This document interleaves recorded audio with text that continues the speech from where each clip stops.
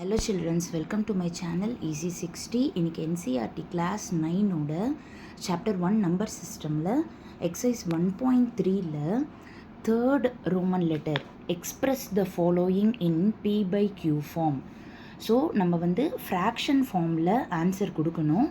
அவங்க வந்து டெசிமலில் கொடுத்துருக்காங்க. அதுவும் வேறு எப்படின்னா டெர்மினேட்டிங்கில் கொடுத்துருக்காங்க. தட் இஸ் ரிப்பீட் ஆகிட்டே இருக்கும். இப்போது 0.6 பார் அப்படின்னு சொல்லியிருக்காங்க. இப்போது எக்ஸ் இஸ் ஈக்குவல் டு 0.6 பார் அப்படின்னு எடுத்துக்கோங்க. இங்கே பார்த்தீங்கன்னா 6க்கு மட்டும் பார் போட்டாங்க அப்படின்னா என்ன அர்த்தம்? 6 மட்டும் ரிப்பீட் ஆகிட்டே இருக்கும்.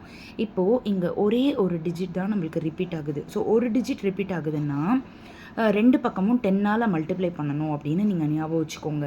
அப்போது இந்த பக்கம் 10x இஸ் ஈக்குவல் டு இந்த பக்கம் 10ஆல் மல்டிப்ளை பண்ணுறப்போ பாயிண்ட் வந்து இன்னும் ஒரு டிஜிட் தள்ளி போயிடும். அப்போ 6.666 டாட் டாட் அப்படின்னு வந்துடும். இது உங்களோட செகண்ட் ஈக்குவேஷன். இப்போது இந்த மாதிரி பண்ண பிறகு செகண்ட் ஈக்குவேஷனையும் ஃபர்ஸ்ட் ஈக்குவேஷனையும் நீங்கள் சப்ட்ராக்ட் பண்ணணும். இப்போ ஃபஸ்ட்டு லெஃப்ட் சைட் பாருங்கள். 10x minus x is equal to 6.66 dot dot dot minus 0.66 dot dot dot. இப்போ இங்கே பார்த்தீங்கன்னா 10x minus x வந்து 9x. 9x is equal to இந்த பாயிண்ட்டுக்கு அப்புறமா இருக்கிறது எல்லாமே 6ஆக தான் இருக்குது. அப்போ அது எல்லாமே 0 ஆகிடும். அப்போது 6.0 அப்படின்ற மாதிரி ஆகிடும். பாயிண்ட்டுக்கு அப்புறமா 0 இருந்தால் அதை நம்ம ஹோல் நம்பராக தான் கன்சிடர் பண்ணணும். So 9x is equal to 6.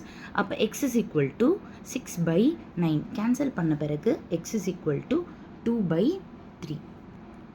Thank you children.